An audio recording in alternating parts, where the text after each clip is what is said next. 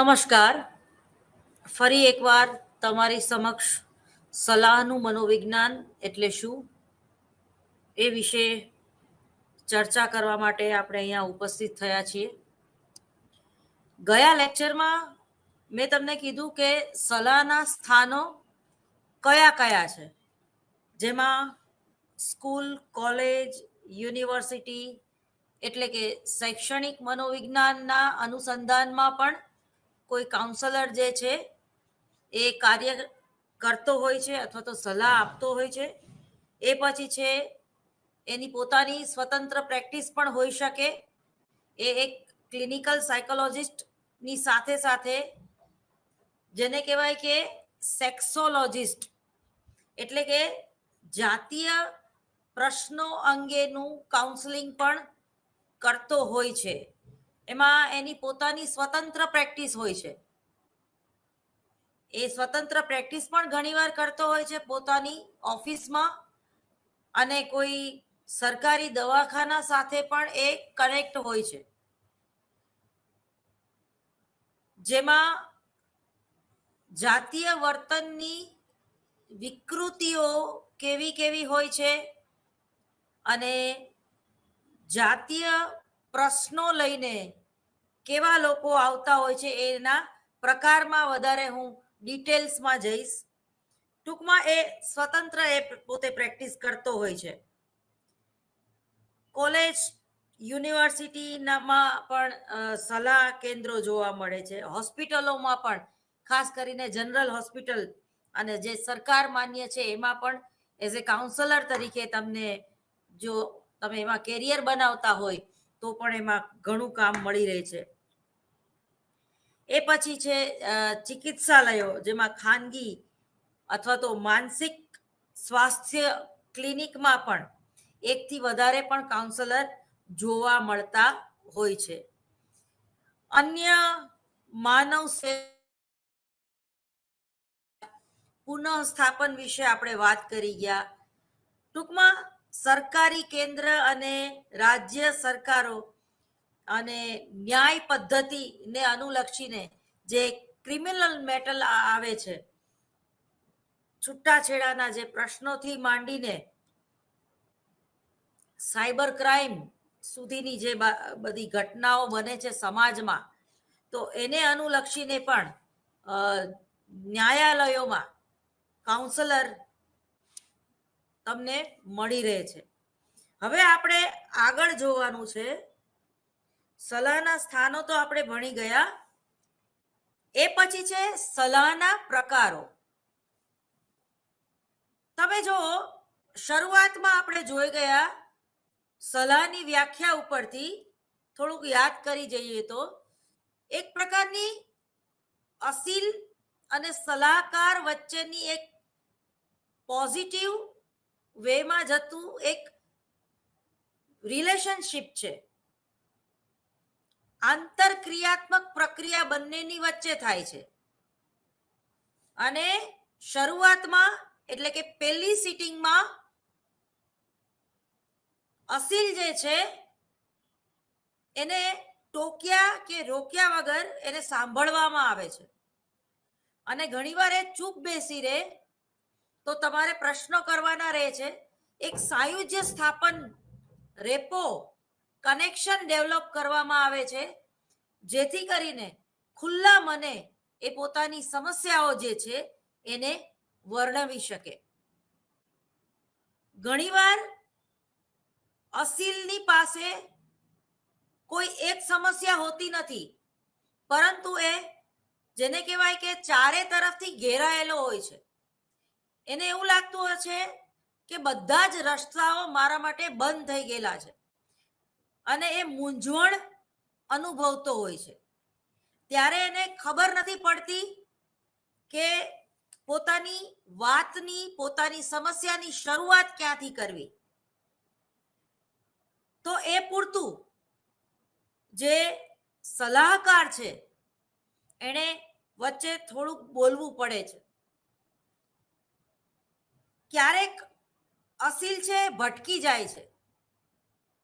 પોતાની વ્યૂહરચના, પોતાના નિર્ણયોથી જ એ પરેશાન હોય છે. આપણામાં કહેવત છે કે કરોડિયો પોતાની જાળમાં ફસાય. ઘણીવાર કરોડિયો જ પોતાની જાળમાં ફસાતો હોય છે.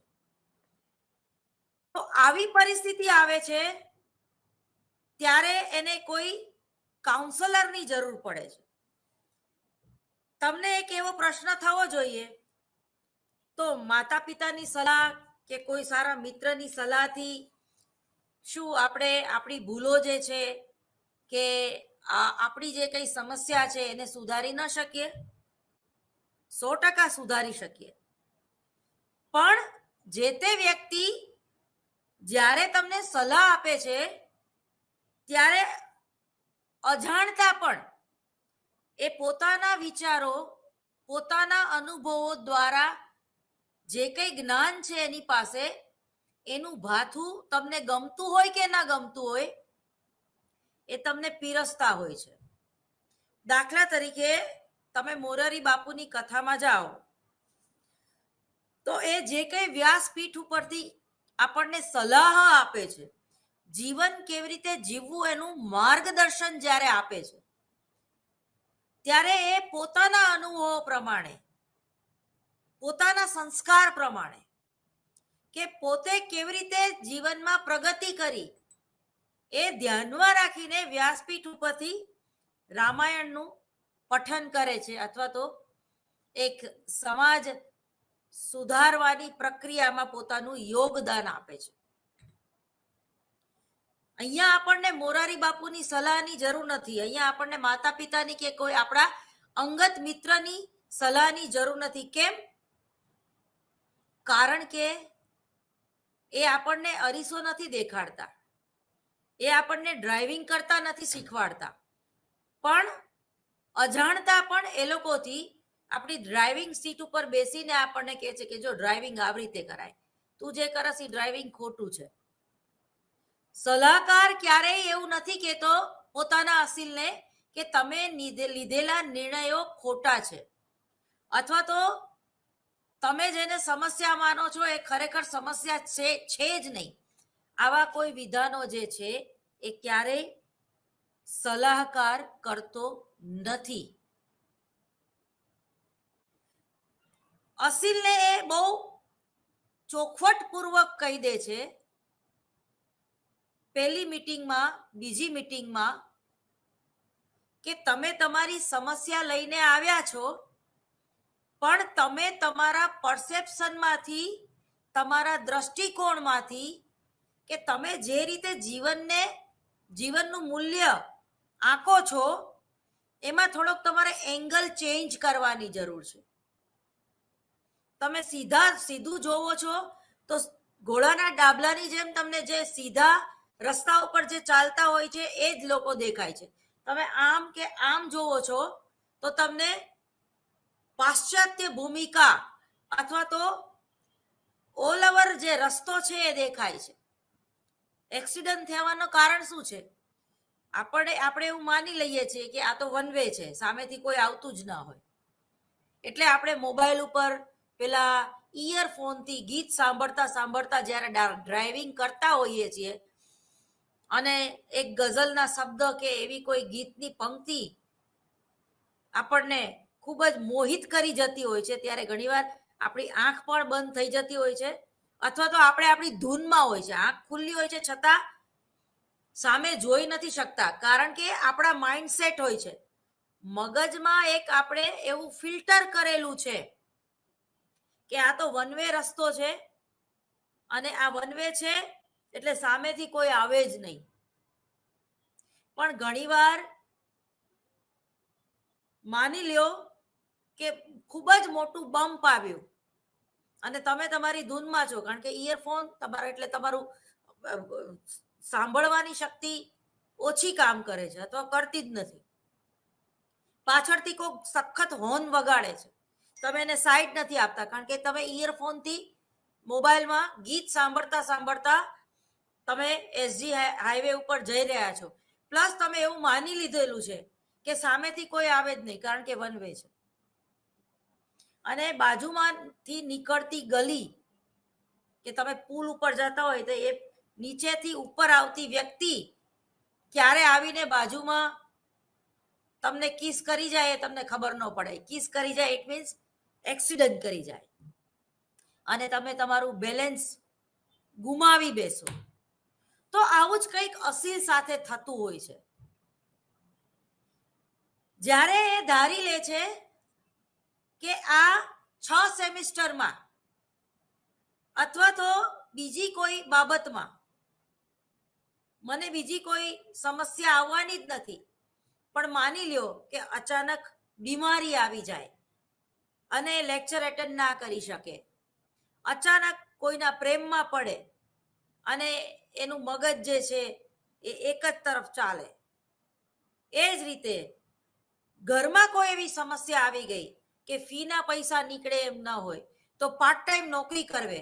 એટલે અણધારી સમસ્યાઓ જ્યારે આવી જાય છે ત્યારે જે તે વ્યક્તિ જે છે એને કાઉન્સેલરની જરૂર પડે છે. તો જ્યારે તમે એવું ધારીને ચાલો છો ઓવર કોન્ફિડન્સમાં કે 6 સેમિસ્ટર સુધી મને પૈસાની જરૂર નહીં પડે, મારી આગળ બેંક બેલેન્સ છે જ, અને એ બેંક બેલેન્સ તમારે તમારા અંગત મિત્રને આપી દેવું પડે છે, અને ત્યારે તમને એવો વિચાર નથી આવતો કારણ કે તમારો જે મિત્ર છે એનો એક્સિડન્ટ થયો અને એ બધા જ પૈસા તમે એની પાછળ વાપરી નાખ્યા, અને સેમિસ્ટરની જ્યારે ફી ભરવાની આવી ત્યારે તમે ડિપ્રેશનમાં ચાલ્યા ગયા.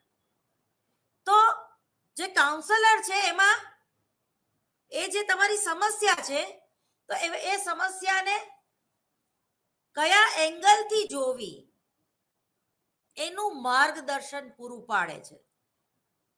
સલાહકાર છે એવું ક્યારેય નથી કહેતો કે તમારી જગ્યાએ હું હોય તો હું પઠાણી ઉઘરાણી કરું, અથવા તો હું મારા મિત્રને પ્રેશર આપું કે તું તારા માતા પિતાને હવે તો કે મને મારા પૈસા પાછા આપે, અથવા તો હું મારા મિત્રને કહું સ્ટ્રિક્ટલી કે તું નોકરી કરીને પણ મેં તને ઉછીના પૈસા આપ્યા હતા એ પાછા આપ.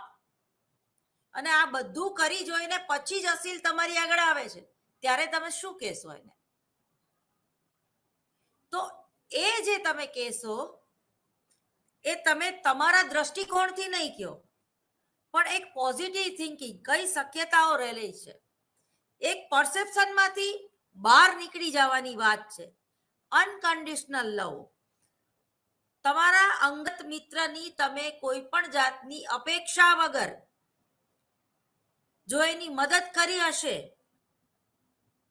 તો તમને એનો કોઈ આઘાત નહીં લાગે કે એને એ પૈસા જે છે એ તમને રિટર્ન ના કર્યા, કે પ્રેમ કે લાગણી છે એ તમને રિટર્ન ના કર્યું. જીવનમાં પણ આપણે જોઈએ છીએ ને કે ઘણાને વન વે હોય છે, એક પક્ષીય પ્રેમ. તો જ્યારે એ એક પક્ષીય પ્રેમ હોય છે ત્યારે એ પ્રેમ કરનાર વ્યક્તિ છે એ જતું કરવાની ભાવના સાથે એના બધા અવગુણો અપનાવીને પણ એની સાથે રહેવા તૈયાર થાય છે, અને પછી સામેની વ્યક્તિ એની નોંધ પણ નથી લેતી ત્યારે એ વ્યક્તિ મનોભાર અનુભવે છે. કારણ કે એને ક્યાંક એવી તો અપેક્ષા રાખી કે ભલે તું મને રિટર્ન ગિફ્ટ ના આપ, ભલે તું મને પ્રેમ ના કરે, પણ મારા પ્રેમનો દુરુપયોગ તો ના કર. અથવા તો ઇમોશનલ બ્લેકમેલિંગ જેને કહેવામાં આવે છે. ઘણીવાર આવું થતું હોય છે સ્ત્રી અને પુરુષો, એટલે છોકરી છોકરાઓ વચ્ચે. પેલી છોકરીને ખબર હોય છે કે આ છોકરો જે છે એ મારા અદ્ભુત પ્રેમમાં છે, એટલે એને એમ કે મારું બેંક બેલેન્સ કરાવી દે ને, કે મારું મોબાઈલનું બેલેન્સ પુરાવી દે ને, મારી ફી ભરી દે ને, મેં પિઝા ઘરે ઓર્ડર કર્યા છે ગૂગલ પે કરી આપને. આ બધું પેલો છોકરો બહુ પ્રેમથી કરતો હોય, અને છતાં એ 2 કે 3 વર્ષે પછી કંટાળી જાય છે. એને એવું થાય છે કે અહીંયા મારી લાગણીનો દુરુપયોગ થઈ રહ્યો છે અને મને મૂર્ખ માનવામાં આવી રહ્યો છે, અને પોતે અસમંજસમાં હોય છે કે હવે આગળ મારે આ રિલેશનશીપમાં આગળ રહેવું કે નહીં, અને મારે કેટલું ઘસાવવું. અને જ્યારે એને કોઈ અંદરથી જવાબ નથી મળતો ત્યારે એને કોઈ કાઉન્સેલરની જરૂર પડે છે. તો એ જે પ્રકારોમાં જે છે એ અંગત સંબંધોના હિસાબે પણ ઘણીવાર જે સમસ્યા ઉત્પન્ન થાય છે, તો ત્યારે પણ આપણે એક કાઉન્સેલિંગ કરાવવાની જરૂર પડતી હોય છે. તો અહીંયા સલાહના જે જુદા જુદા પ્રકારો છે એના મુદ્દા પહેલા હું તમને વાંચી જઉં છું, જેથી કરીને ખ્યાલ આવે કે આગળ આપણે સલાહના પ્રકારોમાં શું ભણવાનું છે. સૌથી પહેલા તો છે શાળાકીય સલાહ. બરોબર, એટલે કે એમાં પ્રાથમિક શાળા આવી ગઈ, માધ્યમિક શાળા આવી ગઈ અને ઉચ્ચ માધ્યમિક શાળાઓ પણ આવી ગઈ. એ પછી છે કારકિર્દી સલાહ, એટલે કે તમારું વ્યક્તિત્વ કેવું છે, તમને તમારી અભિયોગ્યતાઓ કઈ છે, તમને કઈ બાબતમાં અભિરુચિ છે, એ બધું જ જે સલાહકાર છે તમારા વિશે જાણીને તમને જે સલાહ આપે છે કે તમારે કયા ફિલ્ડમાં આગળ વધીને તમારી કારકિર્દી બનાવી અથવા તો તમારે ધન ઉપાર્જન કરવું, તો એને એ બીજા પ્રકારમાં આવે છે કારકિર્દી સલાહ. ત્રીજો જે પ્રકાર છે એ વ્યક્તિગત સલાહ.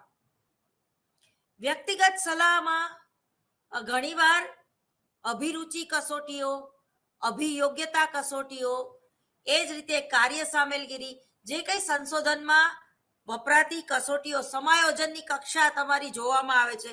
દાખલા તરીકે વ્યક્તિગત સલાહમાં કોઈ વ્યક્તિ બહુ જ ક્રોધી હોય અથવા તો જતું કરવાની ભાવના એનામાં બિલકુલ ના હોય અને એ મુંહફટ હોય, એ મોઢે તમને ખરાબ લાગે એ રીતે તમારું અપમાન કરીને પણ બોલે, અથવા તો એટલી બધી હેલ્થ કોન્શિયસ હોય કે જે લોકો બેડોળ હોય, જે લોકો વારંવાર બીમાર પડતા હોય, એને એમ કે તું મૂર્ખ છું, તને તારા શરીરનું ધ્યાન રાખતા નથી આવડતું, આવા આકરા શબ્દોમાં ભલે સામેની વ્યક્તિના ભલું ઈચ્છીને આ બધું બોલે, પણ આવી વ્યક્તિ જે છે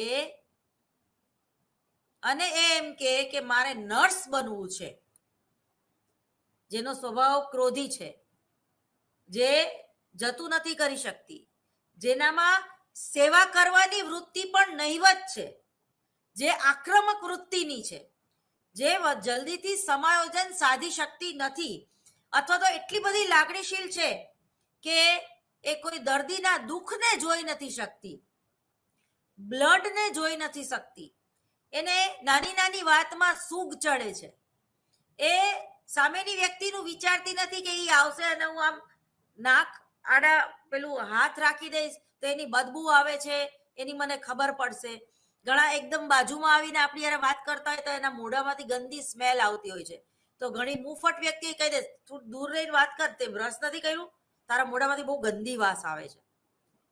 એને વાત કઈ ખોટી નથી કરી, ગંદી વાસ આવે છે તો આવે છે, પરંતુ આવી વ્યક્તિ એઝ એ નર્સ તરીકે કે એઝ એ ડોક્ટર તરીકે જ્યારે એ તમને એવું કહે છે કે મારે નર્સ તરીકે મારી કારકિર્દી બનાવી છે, તો એમાં એનું જે વ્યક્તિત્વ છે, ભલે એને નર્સ બનવું હોય, નર્સ બનવાની ભલે એનામાં અભિયોગ્યતા પણ હોય, પણ એનો જે સ્વભાવ છે ને, એ સ્વભાવને ધ્યાનમાં રાખીને જે મારા જેવા કાઉન્સલર છે એ એવી એને સલાહ આપશે કે તમારે નર્સ બનવું છે, બહુ સારી વાત છે, તમે નર્સ બની પણ શકો, પણ હું તમે તમારા વિશે વાત કરવા માંગુ છું કે તમે આટલી બાબતમાં આ નર્સના ફિલ્ડમાં બંધ બેસતા નથી, તમે કેટલી હદ સુધી કોમ્પ્રોમાઇઝ કરી શકો છો. કાયમ તમારે કોમ્પ્રોમાઇઝ કરવાનું આવે તો તમે એક દિવસ થાકી જાઓ છો અને અંતે એ નોકરી જે છે તમારે છોડવી પડે છે, કારણ કે જ્યારે આપણે કોમ્પ્રોમાઇઝ કરીએ છીએ કોઈ પણ વાતાવરણ કે વ્યક્તિ સાથે, તો એ કોમ્પ્રોમાઇઝ છે એ તમે એક વાર કરો, 2 વાર કરો, 3 વાર કરો, આજીવન તમે જતું કરી શકતા નથી. ઓરિજિનાલિટી છે ક્યાંક ને ક્યાંક તમારા વર્તનમાં આવે જ છે. જો તમને તમારા વિશે એટલે કે સ્વમૂલ્યાંકન કરતા આવડી જાય, અથવા તો તમારે નર્સ બનવું છે પણ તમને દરેક વાતનું સૂગ છે, તમારે કેરટેકર બનવું છે, તમારે કોઈ વૃદ્ધની સેવા કરવી છે પણ તમને નેપી પહેરાવતા સૂગ ચડતું હોય, ઉલટી આવતી હોય, તમને જમતા જમતા ઊભા થઈને તમારા બાળકની નેપી બદલવી એ જ્યારે નથી ગમતી, ત્યારે તમે કેરટેકર તરીકેની નોકરી કઈ રીતે કરી શકશો? જ્યારે તમારા માતા પિતા ઘરમાં બીમાર હોય, કે તમારી માતા વ્હીલચેર ઉપર હોય, કે એને ગુપ્તાંગમાં જ્યારે સ્કિન ડિસીઝથી પીડાતી હોય, કે ગુમડા થયા હોય, હવે ડ્રેસિંગ કરવા જ્યારે પેલો કમ્પાઉન્ડર કે ડોક્ટર આવે અને એ પણ તમે ના જોઈ શકતા હોય, તો તમે ડોક્ટર કઈ રીતે બનશો? તમે નર્સ કઈ રીતે બનશો? તમને ડેટકા કાપતા પણ તમારા હાથ ધ્રુજતા હોય, તમે ક્યારેય જીવનમાં લસણ ડુંગળી પણ ના ખાધા હોય, તમે જૈન સંપ્રદાયમાંથી આવતા હોય, જ્યાં કંદમૂળ ખાવાની પણ મનાઈ હોય, અને તમારે ડોક્ટર બનવું છે, તો એ ડેટકો કાપતા તમને અરેરાટી ઉપડી જશે, કારણ કે એ તમારા સંસ્કારમાં છે, એ તમારી સંસ્કૃતિમાં છે. તમને એવું થશે કે મારા એક સંશોધન માટે, મારા એક રિસર્ચ માટે હું જીવતા ડેટકાને કાતર કેમ મારી શકું, એને છરી કેમ મારી શકું, એને ઉજરડો પણ કેમ પાડી શકું? તમારા જૈન ધર્મમાં જ્યારે તમને એવું શીખવાડવામાં આવતું હોય, જે જૈન સાધ્વી અને સાધુઓ છે, તમે જો એ લોકો ઉઘાડા પગે ભિક્ષા માંગવા નીકળતા હોય છે, કારણ કે કીડી પણ ના મરી જાય એનું એ લોકો ધ્યાન રાખતા હોય છે. કરકસરનો સિદ્ધાંત, ખપ પૂરતું જ એ લોકોમાં સંગ્રહ વૃત્તિ જોવા મળતી નથી. એ એક કમંડલ લઈને નીકળે છે ને એમાં એ ક્યારેય તમને નહીં કહે કે તમે એકવાર ભાત કે દાળ એને આપી દીધા તો એમ નહીં કે હજી આપો. તમે જેટલું આપો છો એ સ્વીકાર ભાવથી એ ખાઈ લેશે. પછી ભલે ભૂખ્યા રહે તો એ બીજી રોટલી નહીં માગે, તમે આપો તો એ લઈ લેશે, અને ના ખાવી હોય તો એ ના પાડશે, કંઈ બગાડશે નહીં. અને એનું જે વાસણ છે એમાં પણ પાણી નાખીને ચોખ્ખું કરીને પી જશે, કારણ કે એ લોકો જૈન ધર્મમાં એવું કીધેલું છે, એ લોકોનું ધર્મ છે.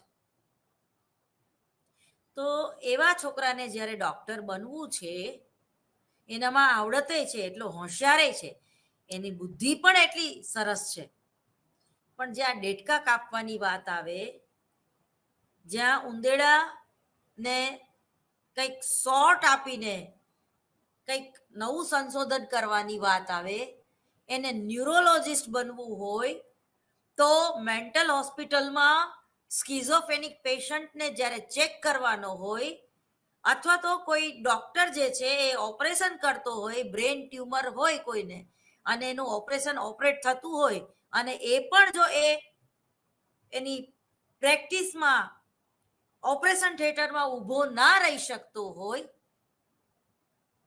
તો પછી એ કઈ રીતે ડોક્ટર બનશે?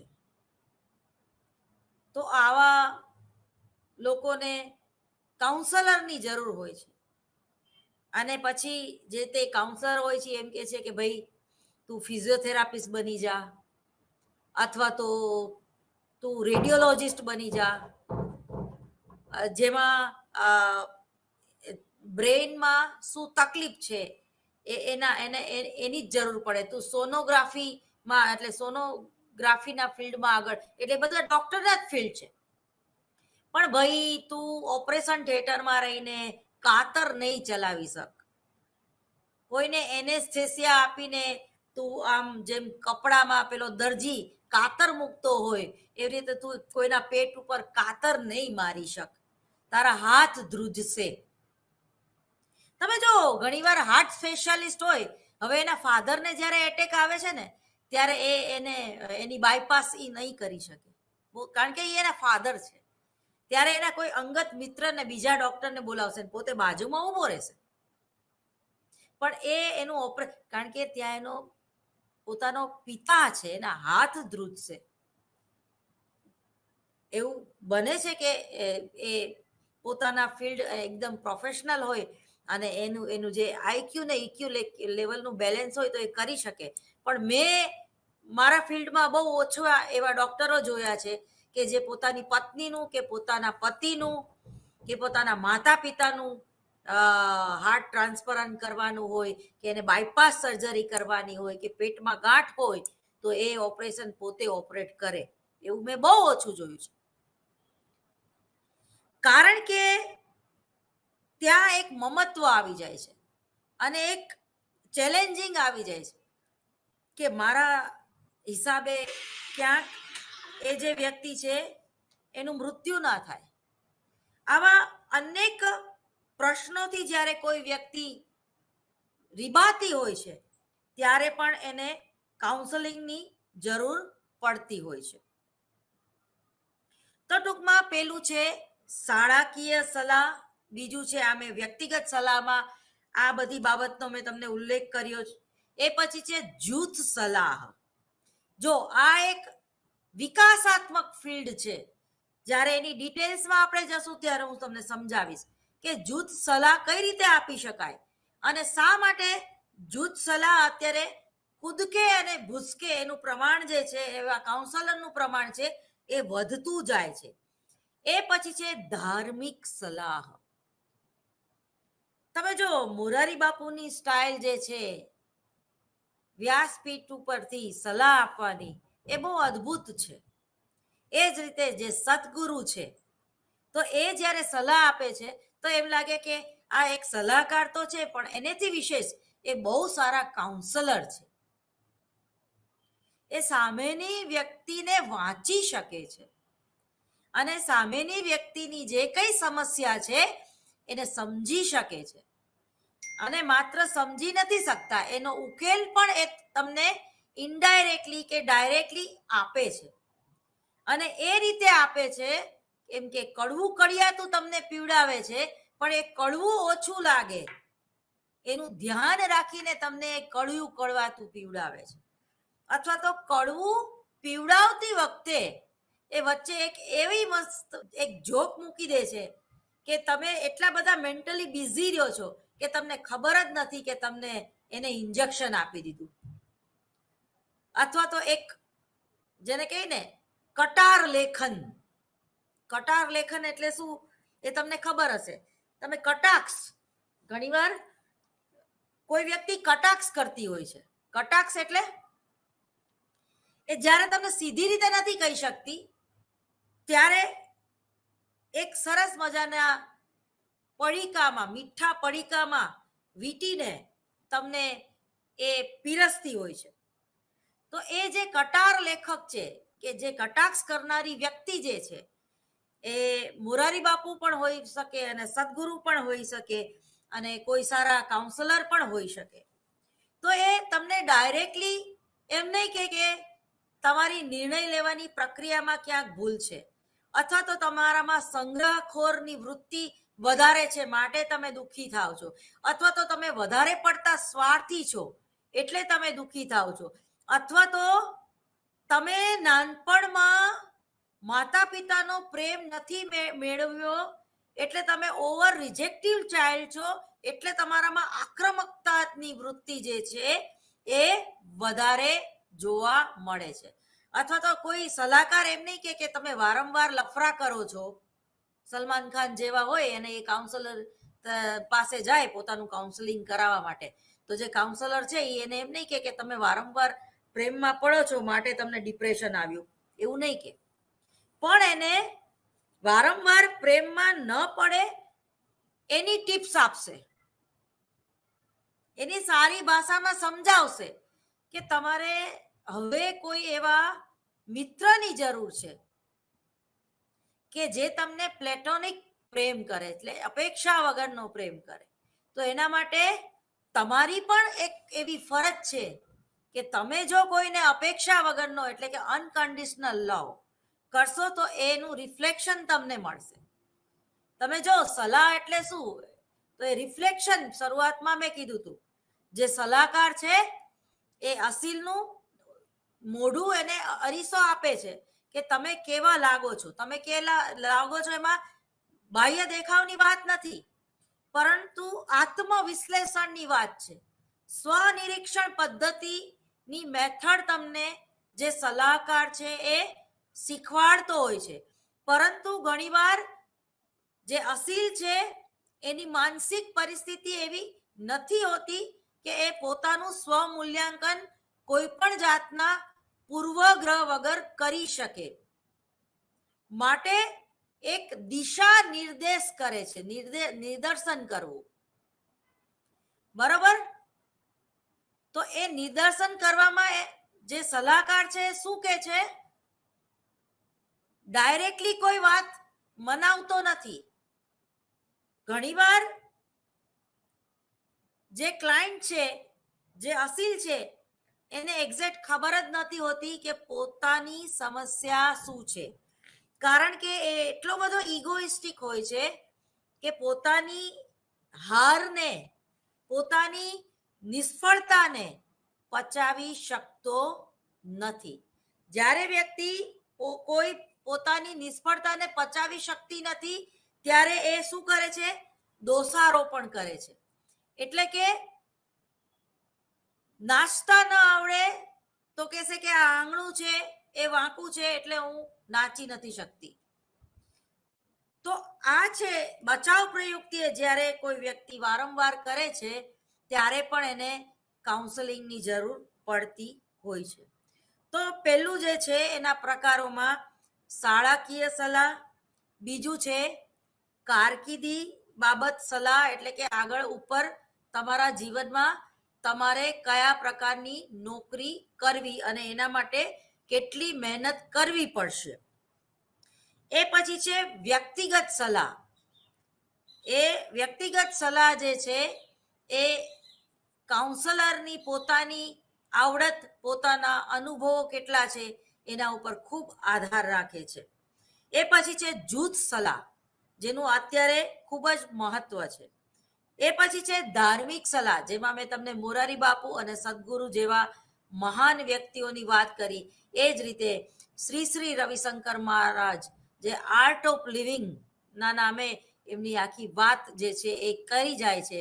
અને જુદી જુદી શિબિરો દ્વારા પણ ખરેખર એ વ્યક્તિની હેલ્થ, એટલે કે ફિઝિકલ હેલ્થ અને મેન્ટલ હેલ્થ જે છે એ કઈ રીતે સિક્યોર કરી શકાય, અથવા તો માનસિક સ્વાસ્થ્ય એટલે શું, માનસિક સ્વાસ્થ્ય ફરીવાર મેળવવા માટે શું કરવું પડશે, અથવા તો કોઈ વ્યક્તિ વારંવાર જ્યારે કુસમાયોજન તરફ વળે છે, બચાવ પ્રયુક્તિઓનો વધારે પડતો ઉપયોગ કરે છે, તો એમાંથી એને કઈ રીતે છોડાવવી.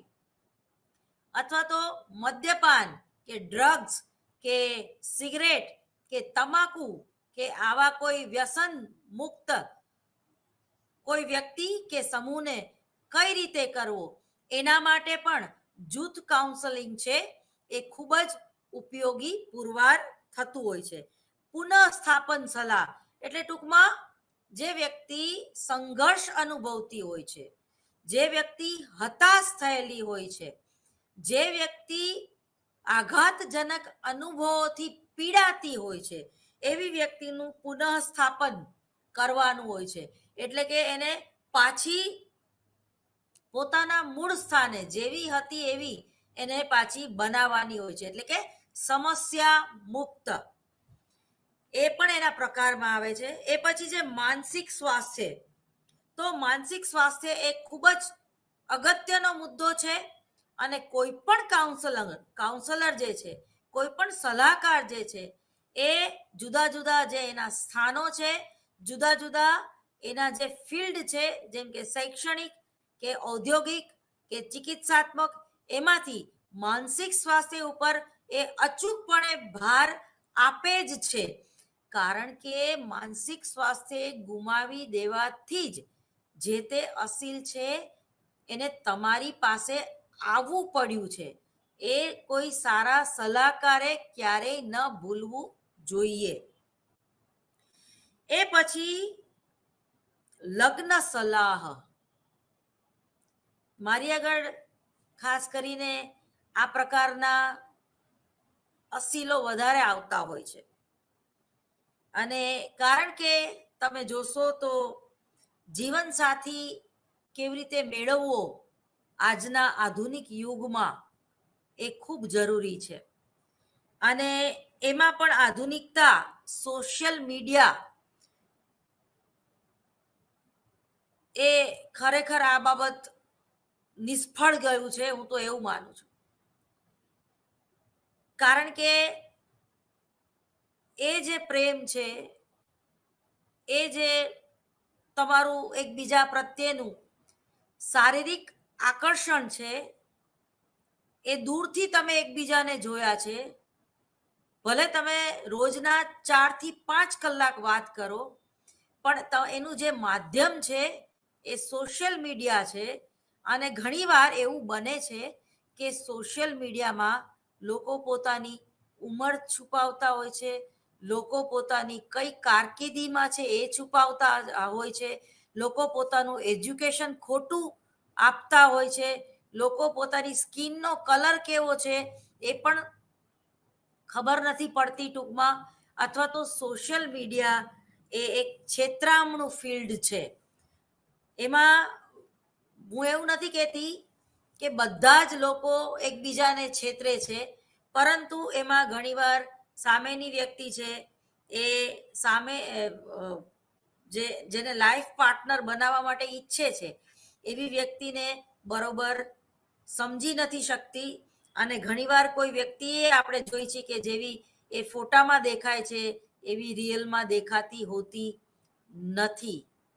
દાખલા તરીકે કોઈ વ્યક્તિની સ્કિન ભલે ગમે એટલી સુંદર હોય, પરંતુ એ તમારી સામે આવે તો એ તમને બહુ ઠંડી લાગે છે. દાખલા તરીકે સાયરા બાનુ બધાને ના ગમે, હેમા માલિની બધાને ન ગમે, ઐશ્વર્યા રાય બધાને ન ગમે. કારણ કે આ સ્ત્રીઓ ભલે ગોરી હોય, પરંતુ એ એ જે સેક્સ અપીલ છે, અથવા તો એક જે બ્લેક બ્યુટીમાં જે આકર્ષણ છે, દાખલા તરીકે રેખા, દાખલા તરીકે સબાના આઝમી, દાખલા તરીકે બિપાશા બસુ,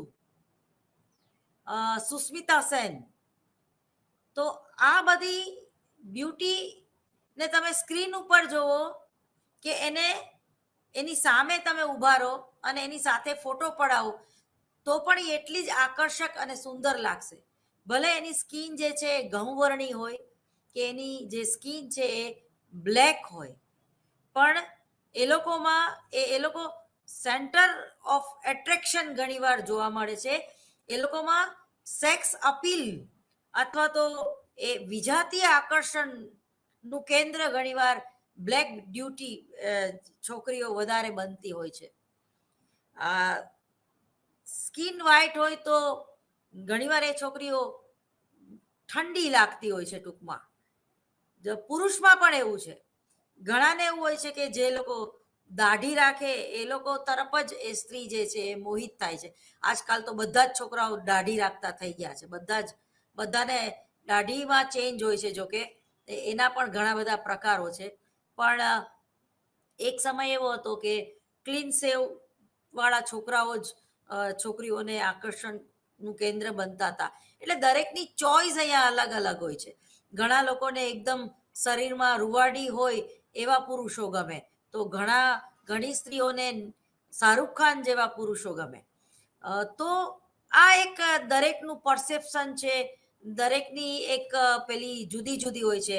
પણ ફ્રોઈડ એવું જરૂર કહે છે, સિગમન્ડ ફ્રોઈડ, જેને આપણે મનોવિજ્ઞાનનો પિતા કહીએ છીએ, કે હંમેશા કોઈ પણ છોકરી જે છે એને એવો પુરુષ ગમે છે જે એના ફાધર જેવો દેખાતો હોય, અને કોઈ પણ છોકરાને એવી સ્ત્રી ગમે છે જે એના મધર જેવી દેખાતી હોય. એટલે ઘણીવાર માતા સાથે ન બનતું હોય તો ઊંધું, પણ મમ્મી ઘણીવાર 120 કિલોની હોય તો છોકરો એવું ના પણ ઈચ્છતો હોય, પણ તમે જુઓ કે દાખલા તરીકે આયેશા ટાકિયા, તો એને જે એના ફેસ ઉપર પ્લાસ્ટિક સર્જરી કરાવી ત્યારથી કેટલી ગંદી લાગે છે, અને પેલાના એના ફોટા જો તો કેટલી સરસ લાગે છે. એ જ રીતે પ્રિયંકા ચોપરા, તો એ જ્યારે નેચરલ હતી અને એને પછી હોઠની જે ટ્રીટમેન્ટ કરાવી, ઇવન ઐશ્વર્યા રાયે પણ, તો એ લોકો વધારે ગંદા લાગે છે. એટલે આ એક મારો ઓપિનિયન છે, પણ તમારો ઓપિનિયન કદાચ જુદો પણ હોઈ શકે. એ જ રીતે દીપિકા પાદુકોણ, તો એ કેટલી સુંદર લાગે છે. તો આ બધી જે બાબત છે, પછી હીરોમાં અને હિરોઈનમાં તમે ઘણા લોકો ફૂલ કપડાં પહેર્યા હોય અને છતાંય સેક્સી લાગે, સાડીમાં પણ એ સેક્સી લાગે, તો ઘણાએ સાવ બિકીની પહેરીને સામે ઊભા રહી જાય તો એ હાડપિંજર જેવા લાગે, તોય તમને જોવા ન ગમે. બરોબર, એનું પ્રખર ઉદાહરણ છે વિદ્યા બાલન. તો વિદ્યા બાલન કેટલી સુંદર લાગે છે સાડીમાં. તો ઘણાનું બોડી સ્ટ્રક્ચર અથવા તો ઘણાની બોડી લેંગ્વેજ એવી હોય છે કે એ પૂરા કપડાં પહેરાવો છતાંય એ આકર્ષણનું કેન્દ્ર હોય છે. અને ઘણા એવા બીભત્સ લાગે છે, ઘણા એવા વલ્ગર લાગે છે કે જેને કહેવાય કે પેલા રિયાલિટી શોમાં પેલા કેવા કપડાં પહેરીને આવે છે કે કંઈ જ બાકી નથી રાખતા એ લોકો પોતાના દેહ પ્રદર્શન કરવામાં, અને છતાંય આપણને એ લોકોને જોવા નથી ગમતા, અથવા તો આપણે એને જોઈએ છીએ તો એને રિસ્પેક્ટ નથી આપી શકતા. જોઈએ જ કોઈ પુરુષ જોવે તો એને ગંદી નજરે જોવે છે, કારણ કે આપણા ભારતીય પુરુષોની એવી મેન્ટાલિટી હોય છે કે જે આવી સ્ત્રી છે તો એ ભોગવવા માટે બરોબર છે, પણ એને ઘરમાં ન લેવાય, એની સાથે લગ્ન ન કરાય. બધાની સાથે જે છૂટ લે છે, બધાની સાથે અથવા તો જે આવા જ કપડાં પહેરે છે, તો એની સાથે જીવન વ્યતીત ન થાય. રોમાન્સનું એટલે પોતાના શરીરનો એકચ્યુઅલી આ દુરુપયોગ જ છે. પોતાના શરીરનો જ્યારે કોઈ સ્ત્રી બહુ વધારે પડતો દુરુપયોગ કરે છે ત્યારે એ મોહક નથી લાગતી, પણ એ કેવી લાગે છે? વલ્ગર લાગે છે. આ એક આપણા ભારતીય માઇન્ડમાં સેટ છે. તમે જો કોઈ પણ યુરોપિયન સ્ત્રી છે અને એ ગોવાના બીચ ઉપર ખાલી બિકીની પહેરીને બેઠી હશે તો તમને વલ્ગર નહીં લાગે, કારણ કે એનો ડ્રેસ કોડ છે, એ એના શરીર સાથે, એની બોડી લેંગ્વેજ સાથે એ મેચ થાય છે, અને એ બિકીની પહેરીને બેસે છે છતાંય એને સંકોચ નથી થતો. એ ફ્રીલી તમારી સાથે વાત કરી શકે છે. તમે આપણા ભારતીય પુરુષો ત્યાં જઈને પૂછે, ફલાણું બીચ છે ને બેન, આ બરોબર, એની ભાષામાં, તો એ ફ્રીલી એની સાથે વાત કરે છે. અને તમે એમ કહો કે મને ફલાણી જગ્યાએ જવું છે, તો એ બિચારી રસ્તો બતાવે તમારી, એ તમને મદદ કરે છે, પણ એના મનમાં એવું કંઈ નથી કે આ મને ગંદી નજરે જોવે છે. અને એના મનમાં નથી, એટલે સામેનો જે પુરુષ છે એનો દ્રષ્ટિકોણ પણ બદલાઈ જાય છે કે યાર આ તો યુરોપિયન છે, એના મનમાં એવું કંઈ નથી, એને મને દેખાડવા માટે કે મને લલચાવવા માટે આવું નથી પહેર્યું, પણ એનો પહેરવેશ છે, એ એની સંસ્કૃતિ છે, એ એની પોતાની એક ચોઈસ છે. પણ જ્યારે ભારતીય નારી ગોવામાં જઈને પણ બિકીની પહેરશે તો એને પોતાને મજા નહીં આવે. એ પોતાને જે નાહવું છે, જે સ્વિમિંગ કરવું છે, એ એન્જોય નહીં કરી શકે. ઘણા તો સ્લીવલેસ કપડાં પહેરવાય નથી ગમતા ઘણા લોકોને, તો કારણ કે એ પોતે ભારતીય છે, એની સંસ્કૃતિથી કંઈક વિરુદ્ધ કરી રહી છે. એના કુટુંબમાં જે સ્ત્રી સાડી પહેરીને ફરે છે એને તમે ડાયરેક્ટ બિકીની પહેરાવશો કે સ્વિમિંગ કોસ્ચ્યુમ પહેરાવશો તો એ સારું ફીલ નહીં કરે, એને સંકોચ થશે. એ જ્યારે ફોટા પડાવતી હશે ત્યારે પણ એની બોડી લેંગ્વેજ એવું કંઈક દર્શાવતી હશે કે એ કંઈક ખોટું કરે છે. અને જ્યારે એને સંકોચ થાય છે કે એની આંખમાં એક જાતની બીક હોય છે કે લોકો મને કઈ રીતે જોવે છે, લોગ ક્યાં કહેંગે. આપણે આ 4 લોકોનો વિચાર કરીને જ જીવીએ છીએ. લોગ ક્યા કહેંગે, પણ ખરેખર આ ચાર લોકોનું ક્યાંય અસ્તિત્વ જ નથી. અને લોગ ક્યા કહેંગે એ પણ તમે વિચારશો તો તમે શું વિચારશો? લોગ ક્યા કહેંગે એ પણ જો તમે વિચારશો તો તમે બીજું શું વિચારશો? એટલે ખરેખર આ ચાર નામની વ્યક્તિ ક્યાંય હોતી જ નથી. પરંતુ આપણો સમાજ, આપણી સંસ્કૃતિ, આપણો ધર્મ કે આપણા માતા પિતાના જે કંઈ સંસ્કારો જે છે એમાં આપણે આપણા સમાજમાં કે આપણી આસપાસ કોઈને આ રીતે જોતા નથી જાહેર ક્ષેત્રમાં. તો તમે જો એ પ્રકારના વોટ્સએપ કે સોશિયલ મીડિયામાં એ પ્રકારના ઘણા લોકોએ કપડાં પહેર્યા હોય કે તો એ આપણને જોવા પણ નથી ગમતા, આપણે ડિલીટ કરી નાખીએ છીએ. અને આપણે એકાંતમાં પણ આપણને કોઈ નથી જોતું છતાં એ વર્તન આપણે નથી કરી શકતા, કારણ કે આપણો ધર્મ, આપણો સમાજ, આપણા સંસ્કાર આપણને એની છૂટ નથી આપતો. ખરેખર તમે કેવા છો એ તમને પોતાને જ ખબર હોય છે. તમે જ્યારે એકલા હો છો ત્યારે કેવું વર્તન કરો છો એ ખૂબ જ મહત્વનું છે. તમારી જાતને તમે કઈ રીતે જોવો છો? તમે જ્યારે નહીને બહાર આવો છો ત્યારે પેલા કઈ ક્રિયા કરો છો? તમારા શરીરને માત્ર અરીસા સામે નગ્ન અવસ્થામાં તમે જોઈ શકો છો ખરા? આ બધા જ એક વિચાર માંગતા પ્રશ્નો છે. આપણા ભારતીય સમાજમાં તો સ્ત્રી અને પુરુષ, પતિ પત્ની જે છે એ પણ અંધારામાં સેક્સ કરે છે, કારણ કે એને સંકોચ થાય છે, અથવા તો પૂરા કપડા પહેરતા નથી. અડધા કપડા પહેરીને એ લોકો પોતાની જાતીય વૃત્તિ સંતોષે છે. ઘણીવાર આવા અસીલો મારી પાસે આવે છે, એમાં પુરુષ અસીલ વધારે હોય છે કે મારા લગ્ન જીવનને 5 વર્ષ પૂરા થઈ ગયા, હું 2 છોકરાનો બાપ થઈ ગયો, પણ મેં એને મારી પત્નીને ક્યારેય પૂરી રીતે નગ્ન જોઈ નથી. અસંતોષ રહે છે એને. એટલે સેક્સ્યુઅલ સેટિસ્ફેક્શન પૂરી રીતે મળી શકતું નથી. તો પોતાનું શરીર છુપાવવા પાછળ કયું કારણ છે એ કોઈ વ્યક્તિએ સેલ્ફ એનાલિસિસ કરવું જોઈએ. તો આ બધા જ પ્રકારના જે પ્રશ્નો છે એ ખરેખર જે કાઉન્સેલર છે એની પાસે આવતા હોય છે.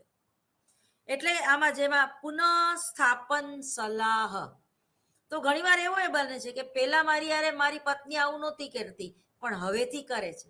માં બની ગયા પછી એનો પેટનો ભાગ વધી ગયો, એ પછી એ ક્યારેય પૂરી રીતે મને એન્જોય કરવા દેતી નથી, અથવા તો પૂરી રીતે એના વસ્ત્રો જે છે એ કાઢતી નથી. તો તમારે એને ડાયલોગથી કે તમારા વર્તનથી એવું દર્શાવવું જોઈએ કે ભાઈ આ તો એક સહજ છે કે કોઈ સ્ત્રી જ્યારે માં બની જાય છે ત્યારે એનો પેટનો ભાગ વધી જતો હોય છે, એનો પેડુનો ભાગ વધી જતો હોય છે, તો એમાં સંકોચ રાખવાની જરૂર નથી. એમાં કોઈ સ્ત્રીની બ્યુટી જે છે એ કંઈ ઓછી નથી થઈ જતી. કે એવી જે સ્ત્રી છે મોટા પેટવાળી, તો એ તમને સેટિસ્ફેક્શન નહીં આપી શકે એવું હોતું નથી. તો આ એક કાઉન્સલરે જે અસીલ છે સ્ત્રી કે પુરુષ એને સમજાવવું જોઈએ. એ પછી છે માનસિક સ્વાસ્થ્ય સલાહ. તમે બીમારી તરફ જાવ જ નહીં. જેમ કે આપણે આયુર્વેદનો ઉપયોગ કરીએ છીએ, સ્વસ્થ રહેવા માટે આપણે રેકીનો ઉપયોગ કરીએ છીએ, સ્વસ્થ રહેવા માટે આપણે હિલિંગ મેથડનો ઉપયોગ જ્યારે કરીએ છીએ ત્યારે એ પણ આપણને માનસિક સ્વાસ્થ્ય કેવી રીતે મેળવવું એની ટિપ્સ આપતો હોય છે, એમાં આપણને સહાય કરતો હોય છે. તમારું સ્પિરિચ્યુઅલ લેવલ જ્યારે પાવરફુલ થાય છે, તમે જ્યારે સ્વસભાનતા સાથે જીવવા માંડો છો, તમે જ્યારે હેલ્થ કોન્શિયસ હોવ છો, તમે રોજ તમારી જાતને 1 કલાક ટાઈમ આપો છો, વ્યાયામ કરો છો, યોગ કરો છો, જીમ કરો છો, વોક કરો છો, ત્યારે તમે માનસિક સ્વાસ્થ્ય મેળવતા હોય છો. સૂર્ય નમસ્કાર કરવાથી તમારા શરીર અને મન જે છે એ સ્વસ્થ રહે છે. તો જ્યારે આપણે આપણા મૂળ, આપણા જે સંસ્કાર છે, આપણા જે વેદ છે, આપણી જે ફિલોસોફી છે, આપણો જે સમાજ છે, આપણું વાર્તનિક વિજ્ઞાન છે, એને સમજવાથી, એને જાણવાથી, એને જીવનમાં ઉતારી લેવાથી માનસિક સ્વાસ્થ્ય મેળવી શકાય છે. સોક્રેટિસની ફિલોસોફીથી માંડીને મહાત્મા ગાંધી સુધીની ફિલોસોફી આપણને જીવન કઈ રીતે જીવવું એ શીખવાડે છે. એટલે ગુણવંત શાહે કીધેલું છે કે જે ઘરમાં લાઇબ્રેરી ના હોય એ ઘરમાં દીકરી પરણાવી નહીં. એટલે કે વાંચન ખૂબ જરૂરી છે, નોલેજ ખૂબ જરૂરી છે. આજકાલના દીકરા દીકરીઓ, એટલે કે આજકાલનું જે યુથ છે, એ સોશિયલ મીડિયામાં પણ સારા પુસ્તકો વાંચી લે છે, એની ના નહીં, પણ જે પુસ્તક કે જે લાઇબ્રેરીમાં બેસીને જે ઇન્વોલ્વ થઈને તમે એક સરસ મજાનું કાર્ય કરી શકો છો, કે નોલેજ મેળવી શકો છો, એ સોશિયલ મીડિયામાં બીજા અનેક વિચારો તમારી ઉપર આક્રમણ કરતા હોય છે. એટલે કે તમે સરસ મજાનું માની લ્યો કે પુસ્તક વાંચતા હોય, કે શિક્ષાપત્રી વાંચતા હોય અને ટીડિંગ કરતો કંઈક મેસેજ આવે, કોમેડી મેસેજ, તો તમારું જે ધ્યાન વિષયાંતર થઈ જતું હોય છે.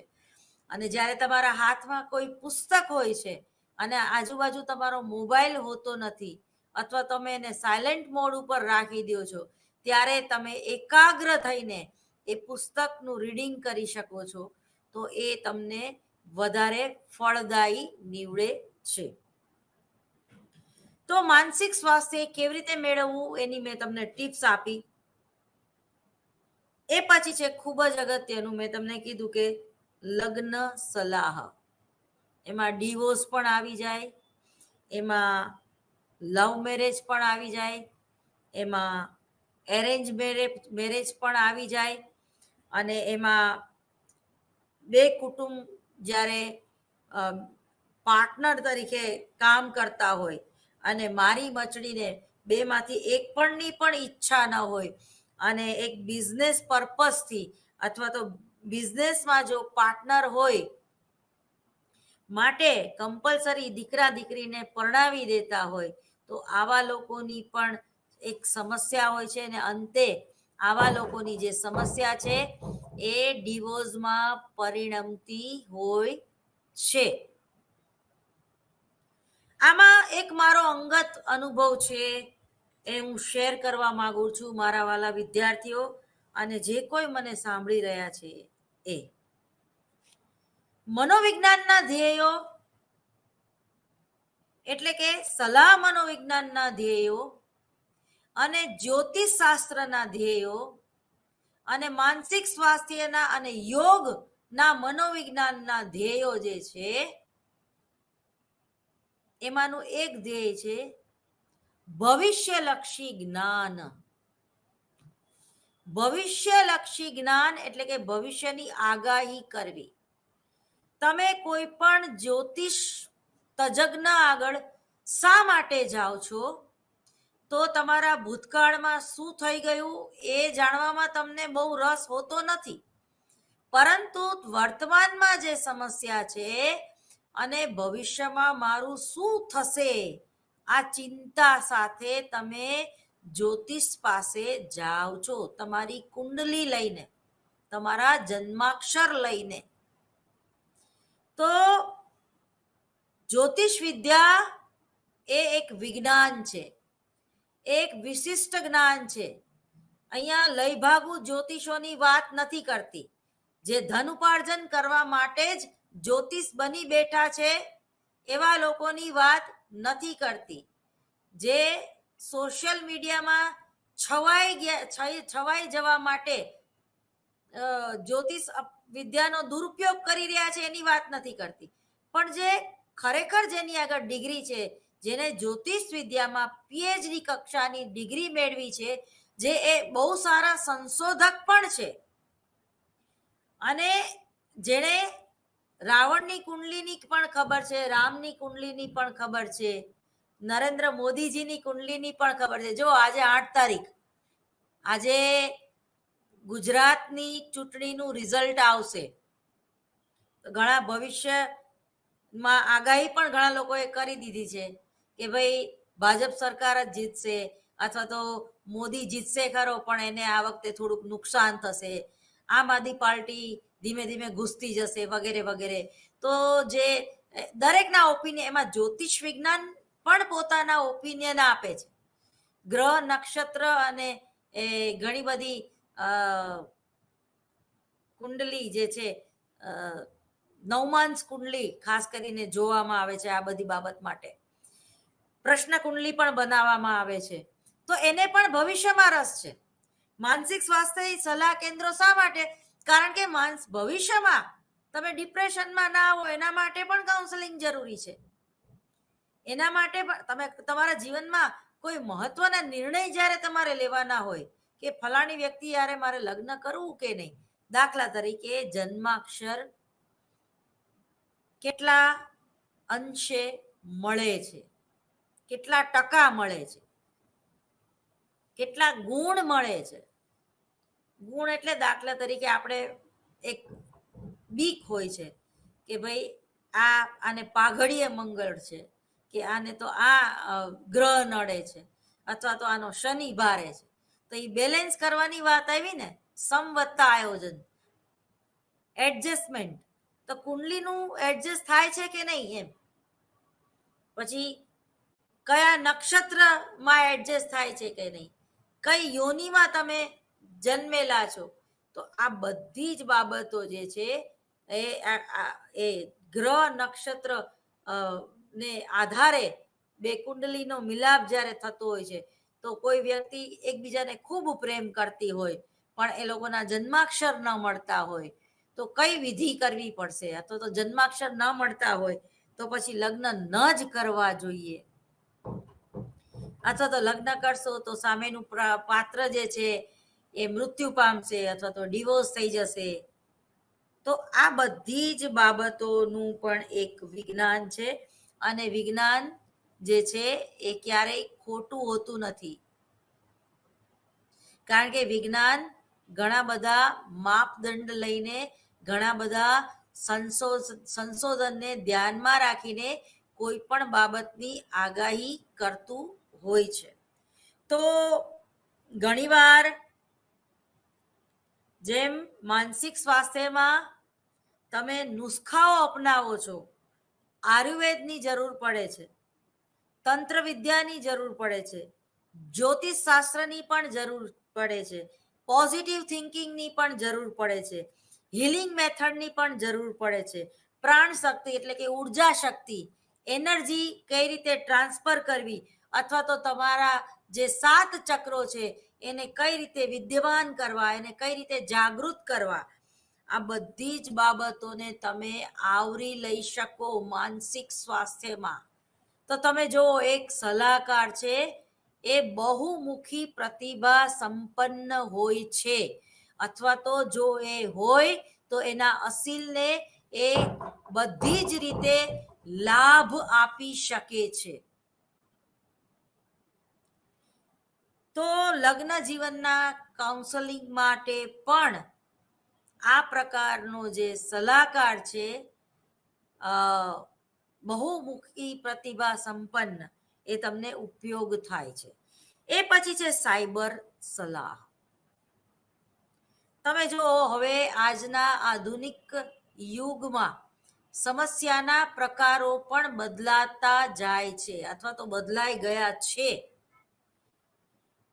અત્યારે તમારા ઘરને તાળું માર્યું હોય કે તમે પૈસા બેંકમાં ખાતામાં મૂક્યા હોય અથવા તો તમે તમારા લોકરમાં મૂક્યા હોય તો પણ સાયબર ક્રાઇમ દ્વારા તમારું ખાતું ખાલી થઈ શકે છે.